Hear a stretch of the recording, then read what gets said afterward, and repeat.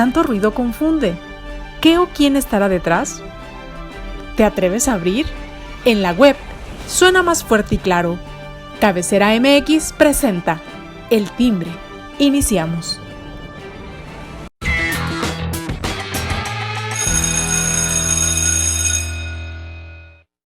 ¿Qué tal, amigos? Muy buen día, me da mucho gusto saludarlos. Ya es miércoles 9 de noviembre, día de El Timbre, hoy toca, y con el gusto de pues invitarlo a que le dé like a las redes sociales de Cabecera, donde usted puede además recibir información que se va generando momento a momento y minuto a minuto en lo local, nacional e internacional. Suscríbase al canal de Telegram, donde usted puede ahí recibir toda esta información. Y además, bueno, compartirle a usted pues todos los contenidos que aquí en Cabecera MX, El Timbre, le proponemos. Y bueno, el día de hoy saludo con mucho gusto a mis compañeros que en este día están aquí con nosotros. Surya Palacios, ¿cómo estás, Surya? Hola, ¿qué tal? Muy buenos días a todos. Encantada de estar aquí. Y pues bueno, a darle en miércoles. El miércoles ya casi mitad de semana. Héctor Romero, ¿cómo estás, Héctor? Hola, pues con el gusto de estar con ustedes nuevamente y con nuestro auditorio. Excelente, bienvenido. Y bueno, pues vamos a entrar en materia, si les parece, con este tema que pues en su momento se nos hizo llegar esta condición del gobierno de AMLO que podría tomar fondos de ahorro del IMSS y del ISSSTE. ¿Esto qué representa, Surya, este tema de tomar estos recursos para este fondo de estabilización presupuestal? ¿En qué consiste? ¿Cómo podemos entenderlo? ¿De qué se trata? Bueno, de entrada hay que destacar este fondo de estabilización de los ingresos presupuestarios. Sirve para que, digamos, es una bolsa de dinero que se creó desde hace varios sexenios con base a los ahorros que hacían en otras administraciones, para que, por ejemplo, si de pronto el gobierno federal tenía que recaudar, por decir algo, 100,000 millones, y en vez de recaudar los 100,000 millones que le sirven para su gasto, o sea, lo que recauda sirve para su gasto, en vez de recaudar esos 100,000, recaudaba 80,000, los 20,000 que le faltaban para completar el gasto, lo toma del Fondo de Estabilización de los Ingresos Presupuestarios. Eso está establecido en diversas normas, sobre todo en la Ley Federal de Responsabilidad Hacendaria, ¿no? Tiene sus reglas, la manera en la que se debe de agarrar, digamos, tomar ese dinero que eran ahorros de otros sexenios. ¿Qué ha pasado con este fondo? Bueno, pues bajó en la administración de Andrés Manuel López Obrador, o sea, en los 4 años que lleva gobernando, de 246,000 millones de pesos que tenía el fondo en diciembre de 2018 a 25,000 millones de pesos en el segundo trimestre de 2022. Esto quiere decir que el gobierno, pues ya prácticamente se acabó el Fondo de Estabilización de los Ingresos Presupuestarios. Ante esta realidad, el presidente, junto con el paquete presupuestal para el próximo año, mandó a la Cámara de Diputados una iniciativa para reformar la Ley Federal de Presupuesto y Responsabilidad Hacendaria. Y los diputados de Morena y sus aliados, la semana pasada, el viernes por la tarde, aprobaron esta reforma que permite al gobierno utilizar activos financieros y ahorros que no provienen de ingresos fiscales.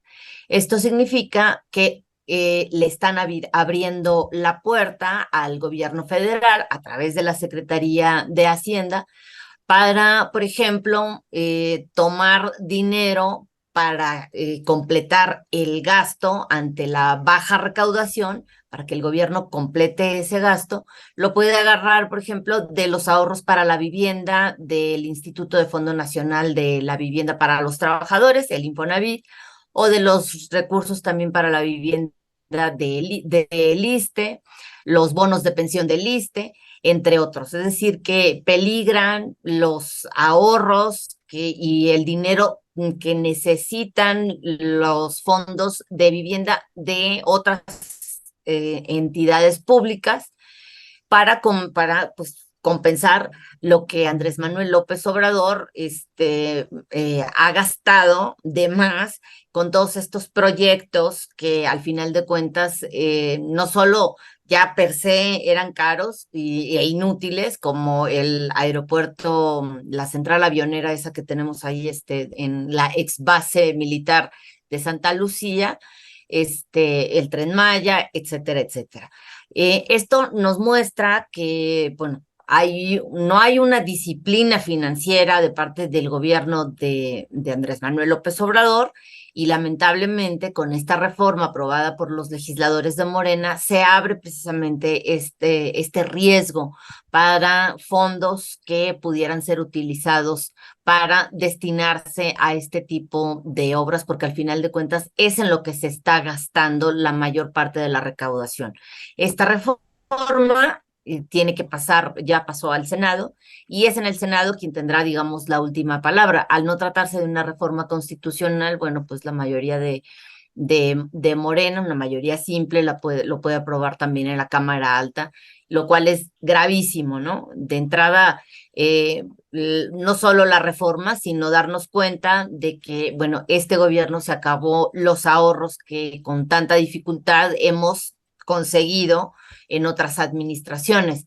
Y digo hemos porque creo que nos debemos de incluir como ciudadanos, porque esos ahorros se dieron a partir de que los mexicanos pagamos impuestos, de que hay millones de trabajadores que cotidianamente en cada quincena en automático, digamos, se les disminuye sus ingresos gracias a los impuestos que pagan, ¿no? Son, digamos, los llamados causantes cautivos, ¿no? Los contribuyentes cautivos de Hacienda. Y así también los funcionarios públicos y aquellos que no necesariamente tienen un vínculo laboral específico, sino que trabajan de manera independiente, pero que también pagan impuestos, ¿no? Empresarios, microempresarios, profesionistas que trabajan como freelance, etcétera, ¿no? La verdad es de que nos costó mucho tener ese ahorro que bajó de cerca de 250,000 millones de pesos a 25,000 millones en 4 años. Esto pues indica que el gobierno de la 4T, Héctor, no se ha caracterizado por no ser un gobierno administrador, un gobierno que maneje adecuada y correctamente los recursos económicos del país, ¿verdad? El problema es que todo el dinero que captan lo destinan a sus obras faraónicas. Y el miedo que tiene la sociedad es que este fondo también lo destinen para apoyar los déficits de operación que tiene el gobierno federal cada día más altos, y segundo, que los recursos los destinen todavía a apoyar más sus obras. Ahora resulta que el tren que va a ayudar ahí a operar Dos Bocas va a salir más cara que la misma refinería, ¿verdad? Entonces, pues habrá que ver qué van a hacer con los recursos. Yo no coincido en que sí se puedan tomar recursos del IMSS, del ISSSTE y el Infonavit, porque esos están blindados. Inclusive ya intentó el presidente intervenir los fondos del Infonavit y no pudo, precisamente porque acuérdense que son organismos fuera del sector público. Son organismos que tienen personalidad y patrimonio propios. Y eso hicieron muy bien los que constituyeron tanto el IMSS como el Infonavit, de blindarlo de ese aspecto. Por eso creo que no aplican para esta ley y que no los pueden tomar. Pero en el resto de los activos del gobierno federal que puede utilizar discrecionalmente el presidente, es donde me preocupa. Muy bien que funcione, pero pues primero hay que ver cómo lo van a utilizar y segundo, qué transparencia va a tener este fondo, ¿verdad? Necesitamos reglas de operación, necesitamos que se reforme el reglamento para conocer cómo va a funcionar y si en verdad lo vamos a tener para apoyar el gasto público. Creo que le echaron demasiada porra al Fondo de Estabilización, pero pues ese es el federal y ahora va a haber un fondo de estabilización para los estados. ¿Van a apoyar también a los estados con este tipo de recursos o el gobierno federal nada más le va a meter a su propio fondo y este fideicomiso va a ser para disponer, perdón, discrecionalmente los recursos federales, diciendo, es que nos ahorró acá, los aporto al fondo y como tengo que estabilizar, ahora los voy a aplicar al Tren Maya. Y el Entonces eso problema, pues sería... ¿sabes? También, Héctor, el problema es de que o sea, las cifras alegres que envía el presidente a la Cámara de Diputados para el presupuesto del siguiente año son eso, o sea, son fantasías que terminan por no cumplirse, con lo cual, gracias a eso, se ha ido disminuyendo de manera significativa este fondo de estabilización de los ingresos presupuestarios. ¿Cómo Sí, sucede pero le esto? van a Bueno, meter buen billete, ¿eh? Le van a meter buenos recursos. pues porque No me, porque lo tienen que compensar, ¿no? claro, pero así como que vayan de mañana a morder el IMSS, a morder los recursos del Infonavit, los de los Afores, no lo veo así en la ley. Habrá que ver esas reglas de operación, habrá que ver con más transparencia cómo lo quieren utilizar y sobre todo veamos qué discuten en el Senado para el efecto de que transparenten más la operación. Yo creo que en el Senado van a tener más problemas de discusión por la oposición que tienen, aunque también tienen la mayoría y logran subirlo. Pero a mí lo que me preocupa, insisto, es el déficit gubernamental. O sea, para 2023 tenemos un déficit enorme, se va a subsidiar con empréstitos, esto es, el gobierno federal va a tener que pedir dinero prestado para soportar su gasto público. Y eso con las cifras alegres que hicieron para fijar el presupuesto para 2023. Como no les va a dar ni la inflación, ni el tipo de cambio, ni nada, entonces van a tener que recurrir otra vez a utilizar estos fondos, porque además los de los fideicomisos que no se han acabado ya tienen destino para 2023 y ya se los van a acabar. Entonces, eso es muy grave en las finanzas públicas porque vamos a tener un año muy grave con una inflación galopante que no se ha podido controlar, que tratar de controlar la inflación implicó que abrieran fronteras a un montón de productos alimenticios que ahora están llegando contaminados. Y entonces ya empezamos a tener problemas de salud porque por controlar la inflación y bajar precios, permitieron la importación de productos dañinos para el mexicano. Entonces, pues, ¿qué era más importante? La economía o la salud del pueblo. Y decidieron sacrificar la salud del pueblo por bajar los precios artificialmente con importación de productos caducos en muchas ocasiones. Esa es la O preocupación. contaminados como la carne, ¿no? Carne con Claro. clenbuterol que está ingresando de Centroamérica a nuestro país. Y lo peor es que los caquistas nada más dicen que, pues, que nos acordemos de la leche contaminada del hermano de Salinas y Sí. demás. O sea, De Chernobyl.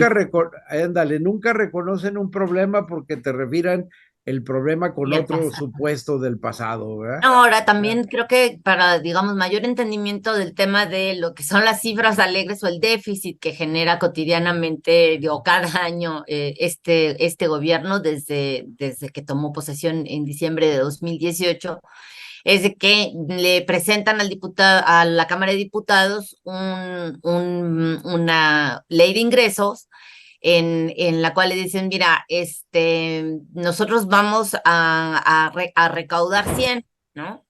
O sea, siempre se van por encima para que les aprueben un presupuesto amplio, ¿no? 100, ¿no? Cuando en realidad se están recaudando 60. Ellos ya saben que van a recaudar 60 el próximo año, ¿no? Es un ejemplo. Entonces, pero a ellos, la Cámara de Diputados les aprueban 100. Entonces, pues, ¿de dónde van a sacar los otros 40? Pues lo sacan de fideicomisos, de todos esos fideicomisos que fueron cancelados, cuyo destino tampoco sabemos en qué se han estado gastando. La investigación de corrupción de esos fideicomisos tampoco la hemos visto, ¿no? Y si no es de esos fideicomisos, pues lo tienen que agarrar del Fondo de Estabilización, el cual ya solo tiene 25,000 millones de pesos, entonces no alcanza. Hay que inflar de nuevo ese cochinito que se tenía ahí de ahorros.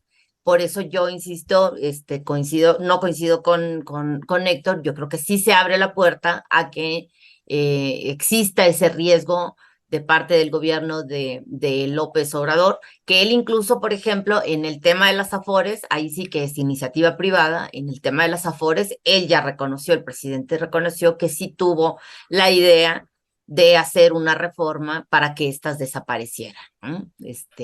Lo dijo así como que solo le quedó en eso, en idea. Entonces, el riesgo existe, como existen otros riesgos no solo para la economía de todos los mexicanos, sino también para nuestro sistema democrático, ¿no? Pero bueno, ese es otro tema. Sí. Esos 25,000 millones no rinden para nada, ¿no? O sea, porque pues realmente no es mucho a comparación de las necesidades y sobre todo de las obras del presidente, ¿no? Que son y que absorben además bastantes recursos. Pues en caída libre la economía de México, ¿no creen? Lamentablemente sí, y todas las perspectivas a nivel internacional nos hablan de que 2023 va a ser un año difícil, va a ser, la inflación va a continuar y bueno, pues también habrá que ver el resultado de las elecciones, el resultado final de las elecciones en Estados Unidos, porque también eso nos va a afectar en el sentido de las políticas que el Congreso estadounidense en manos de la oposición republicana al presidente Biden, pues también se pueden implementar, ¿no? Digamos, puede haber cambios que nos van a afectar. Así es. Héctor. Pues ya anoche los republicanos ya andaban celebrando las mayorías en las cámaras, ¿verdad? Sí, Es el problema. ya está cantado. Sí, y eso fortalece y hace crecer al loco de Trump. Muy amigo de nuestro, Y muy la amigo de semana que viene nuestro, anuncia su Postulación. postulación a la presidencia. muy amigo del otro loco local. Pero digo, ¿para qué digo nombres? No, el problema de la economía creo que está prendida con alfileres. Se ha salvado el tipo de cambio todo por el gran número de divisas que entran al país y por las exportaciones. Pero si hay un tropiezo en la economía americana, pues van a dejar de llegar divisas. Y realmente, si seguimos con políticas económicas equivocadas, también las empresas extranjeras no se van a venir a situar a México, aunque sea un punto estratégico y a eso le apuesta el presidente. Entonces, tenemos que resolver el tema de la seguridad jurídica para los inversionistas. Uh-huh. Sí, sobre todo eso. Perdón, se me estaba moviendo la cámara. Y el tema de, pues, de resolver la problemática del tratado del TEMEC derivado del conflicto de la energía eléctrica, ¿verdad? ¿Por qué? Porque también para 2023 nos pueden imponer aranceles por no haber cumplido con el tema del tratado en la libertad de inversión y en la libertad, el mismo trato que a nacionales que a los extranjeros, al amparo del Tratado de Libre Comercio con Estados Unidos y Canadá. Y luego vendrá el capítulo de Europa también, que vienen a defender a sus empresas europeas que se habían instalado en México al amparo de la reforma constitucional de Peña Nieto. Entonces, sí viene un año difícil para 2023. El consejo que le damos a la gente es no usen su tarjeta de crédito, abónenle lo que puedan, tenganla limpia, no se endroguen, vivan al día, pero sin endrogarse y disfrutan la vida, no va a pasar nada. No hay mal que dure más de 100 años y ya lleva 4. Eso es muy alentador, Héctor. No es consuelo para mí, pero bueno. Bueno, pues ya nomás quedan 96. Esperemos que no. Esperemos que no. 71. Sí, No, esperemos pero que estoy no. hablando de que el sexenio se acabe en 2 años más ya, afortunadamente. Sí, ¿no? Al menos ya se va. Esperemos que sí, y que sea para bien de todos. Entonces vamos a esperar qué es lo que ocurre. Bueno, vamos a darle oportunidad a que el público emita sus opiniones con respecto a esto que estamos platicando, pero también hay otros temas que merecen ser comentados. Surya, este tema de la declaración de Yale de los diputados con respecto a la modificación del artículo constitucional. Háblanos de ello, por favor. Sí, así es. Ya ayer martes el Pleno de la Cámara de Diputados hizo la declaratoria de validez de la reforma al quinto transitorio de la Constitución, en el que se amplía la presencia del ejército en labores de seguridad pública en las calles de nuestro país de hasta 2028.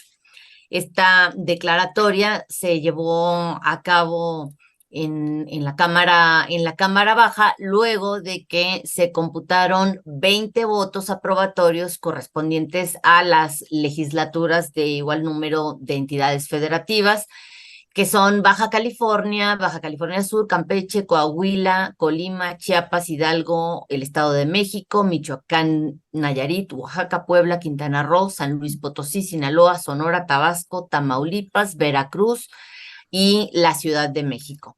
Como esos 20 congresos ya aprobaron esa reforma, solo se requerían un mínimo de 17, es la mitad más uno de los congresos de todas las entidades federativas. Entonces, la Cámara de Diputados hace esta declaratoria de validez, por ende, ahora pasa al Senado, tienen que hacer exactamente lo mismo, decir, bueno, tantos 20 congresos ya aprobaron esa reforma constitucional, y bueno, enseguida pasa de inmediato al Ejecutivo para que, bueno, pues la firme y luego que se la promulgue y luego la publique en el Diario Oficial de la Federación. Por ende, digamos, pues es un tema que ya está hecho, ¿no? O sea, ya formalmente son estos los 20 congresos que votaron a favor de ampliar la presencia del ejército en las calles, con los que se va, digamos, de inmediato y formalmente el tema de que ya es válida esta reforma constitucional. Lo que anda haciendo el secretario de Gobernación, Adán Augusto López, en el resto de las 12 entidades que todavía no han votado en sus congresos esta reforma, pues no es más que pues política electoral, porque en realidad Adán Augusto pues ya se siente también candidato y es lo que ha estado haciendo, ¿no? Creo que, bueno, yo no recuerdo que en los últimos de Fox para acá al menos, o de Cedillo para acá, no recuerdo un secretario de Gobernación placeándose en cada uno de los congresos de cada entidad federativa, tratando de convencer, entre comillas, a los legisladores locales para que se apruebe una reforma constitucional. Esto que está haciendo este secretario de Gobernación es inédito y en realidad lo está haciendo pues como parte de las campañas políticas y electorales adelantadas que estamos viendo de los suspirantes a la presidencia por parte de Morena, lo cual, bueno, pues también ha generado polémica por las declaraciones del mismo Adán Augusto, ¿no? Que ya se peleó por Twitter y también hizo declaraciones en contra del gobernador de Nuevo León. También pues ahí hubo cierto escarceo electrónico en redes sociales con el gobernador de Jalisco, Enrique Alfaro, etcétera, etcétera, ¿no? También Adán Augusto López ha hablado con muchas mentiras, igual que López Obrador, en contra del expresidente Felipe Calderón, etcétera, etcétera, ¿no? Entonces, en realidad es digamos, nomás andar haciendo ruido, gastando de nuestros recursos públicos, porque esos viajecitos a todos los congresos de las entidades, pues se pagan con dinero del erario que aportamos todos los ciudadanos. Es decir, que bueno, pues de ahí también estamos aportando para su pre-campaña, lamentablemente. Y al respecto de este tema, bueno, estuvo Adán Augusto ayer aquí en Jalisco, en la tarde-noche, en donde pues tuvo una reunión también con el gobernador Alfaro, donde pudieron haber limado asperezas, no lo sé, Parece, ¿no? parece, ¿verdad? Pero bueno, pues ahí está la visita, ¿no? Como bien lo apuntas. Héctor, te escuchamos. Bueno, yo creo que aquí podremos hablar de que se validó por parte de los congresos, principalmente aquellos donde tiene control Morena, una reforma constitucional, y perdón la frase, inconstitucional, porque lamentablemente yo no encuentro la constitucionalidad de todo lo que ha pasado con la Guardia Nacional y cómo se ha integrado, porque en realidad viola la Constitución. Entonces, antier el presidente de la Cámara de Diputados mandó un recordatorio a la Cámara diciéndoles que pues hay más de 10 asuntos sin resolver en A la la, corte. en la Corte, sí, perdón, a la Suprema Corte de Justicia de la Nación, desde el legislativo, para decir, oigan, resuelvan esto, porque hay asuntos que ya tienen hasta 40 meses en atraso, y esto necesitamos seguridad jurídica y saber si es constitucional ya o no todos los cambios que se hicieron, insisto, desde mi particular punto de vista, violando la Constitución para el efecto de crear un monstruo militar donde debería ser una operación totalmente civil. Entonces, pues mejor esperemos a que decida la Corte No, antes de que lleguen pero más ministros. no, perdona, pero es que esta reforma es solo al artículo quinto transitorio de la reforma Sí, este es constitucional el de que se extiende, este 2019. es el que se extiende. Me Y queda esta fue claro que es nada votada, más el esta que no tiene extiende. visos de inconstitucionalidad o de inconvencionalidad No, porque fue pero me votada por el refiero, me PRI. refiero, sí, me refiero a que todos los eventos relacionados con la Guardia Nacional vienen viciados de inconstitucionalidad. Los de la Me Guardia queda claro Nacional, que el, sí. me queda claro que el permitir la extensión fue una jugada del PRI exclusivamente para congraciarse con el presidente o para que no metieran a la cárcel a Alito, Alito. ¿verdad? Ujú. Porque realmente ni era el momento, ni había necesidad de impulsarla, ni había necesidad de hacerla. Sin embargo, esta propuesta vino a romper el esquema del pacto de los partidos opositores, porque se dieron cuenta que no pueden confiar en Alito. Y ahora los ciudadanos nos damos cuenta que no podemos confiar en el PRI para efectos de la votación en relación a la reforma electoral, que por cierto hay que estar el domingo apoyándola y hay que salir a marchar. Ya nos dijo el presidente que los que vayamos a marchar nos puso todo tipo de epítetos, pero en realidad pues ni somos clasistas ni nada por el estilo, ni Racistas, ladrones ni nada, ni racistas ni fifís, ladrones, ni Aspiracionistas, aspiracionistas, aspiracionistas. hipócritas, Entonces, conservadores, hipócritas. todo bueno, todo y lo que que no se te somos pueda ocurrir. demócratas. Yo lamentablemente voy a estar fuera del país, pero voy a ir a marchar enfrente de la embajada mexicana donde me voy a encontrar, Sí, precisamente para también oponerme a esta reforma que se me hace la forma más estúpida de darle la torre a la democracia de nuestro país, y hay que apoyar esta reforma, apoyar al INE y salir a marchar y de regalarle de cumpleaños eso al presidente de la República, una sí, marcha en porque contra de su propuesta de reforma. él va a Sí, andar en la chingada, en su rancho que lleva sí, sí, ese claro, nombre. claro, allá en Su Tabasco, rancho. ¿no? Sí, él avisó pues que no iba a estar en Palacio. La cita en Guadalajara, eso creo que es importante que lo señalemos. La cita en Guadalajara es en Golfo de Cortés, esquina Isabel la Católica. De En la ahí va a salir sede. la marcha, ahí nos vemos. Y sí, hay que apoyar al INE. ¿Por qué? Porque la reforma electoral planteada por López Obrador atenta no solo contra esta institución que tanto trabajo nos costó que fuera ciudadana y que a fin de que las elecciones funcionaran de manera clara, precisa, de lo cual se ha beneficiado también Morena y por eso llegaron al poder gracias al buen trabajo del Instituto Nacional Electoral, antes Instituto Federal Electoral. Y no se crean también ese tema de que la propuesta del presidente va a desaparecer los plurinominales. Eso no es verdad. Lo que el presidente quiere en su reforma constitucional en materia electoral es convertir a todos los legisladores, diputados y senadores convertirlos en plurinominales, es decir, que todos ya no podrían ser electos de manera directa con el voto ciudadano de cada uno en su distrito, sino que se tendrían que elegir por listas sin necesidad de hacer ningún tipo de campaña. Entonces, también la reforma o la propuesta de AMLO en materia electoral nos está quitando el derecho a votar de manera directa por el candidato o candidata de nuestra preferencia. No es cierto lo que ha dicho durante las últimas semanas López Obrador de que se van a eliminar los diputados plurinominales. Eso no es verdad. Él quiere convertir a los 300 diputados en plurinominales. Y dos cosas, Surya, Surya y Héctor. Santiago Krill acaba de subir un video, bueno, lo subió ayer, antier, un video donde reconoce López Obrador la autonomía del IFE cuando fue la reforma de instalar estos consejeros, ¿no? Y bueno, pues ahora entre lo dicho y lo desdicho, ¿no? Con López Obrador, lo mismo que dijo de la militarización, ya lo rectificó.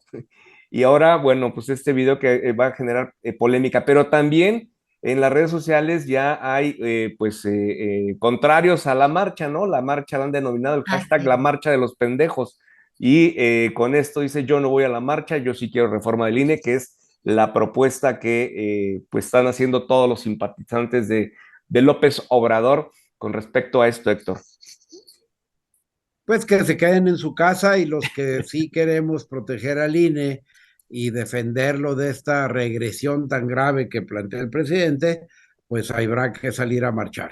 Y los que no pueden salir a marchar, pues cuando menos apoyar desde redes sociales y demostrarle al presidente que la gente no quiere un cambio de este modelo electoral. Porque la reforma de López Obrador parte de varias mentiras. La primera es que es muy caro el INE. Si sacamos el costo total por ciudadano de lo que cuesta nuestro sistema democrático nacional, es regalado en comparación a muchos otros países. Segundo, dicen que van a ahorrar, pero en realidad no van a ahorrar, porque también otro de los trucos que traen adentro es desaparecer los órganos locales electorales. Entonces, pues van a tener que asumir esas funciones que les va a implicar un enorme costo que actualmente lo pagan muchos de los estados. Y los tribunales locales también desaparecer. También quieren desaparecer los tribunales locales, que también se pagan. Entonces, eso del ahorro, pues no va por ahí.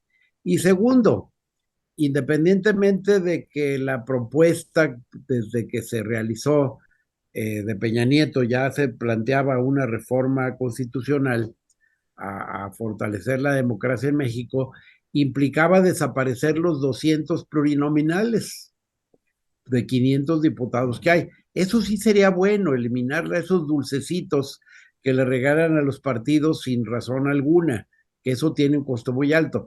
Pero decir ahora, ya voy a cambiar los diputados y ahora los voy a elegir por listas para que los partidos tengan más margen de acción, el gran ganón sería Morena. Y luego querer controlar el nombramiento de consejeros y de magistrados y decir, es que la gente los va a elegir de las listas, sí, pero de unas listas que el gobierno federal va a poner y el Congreso Federal va a proponer.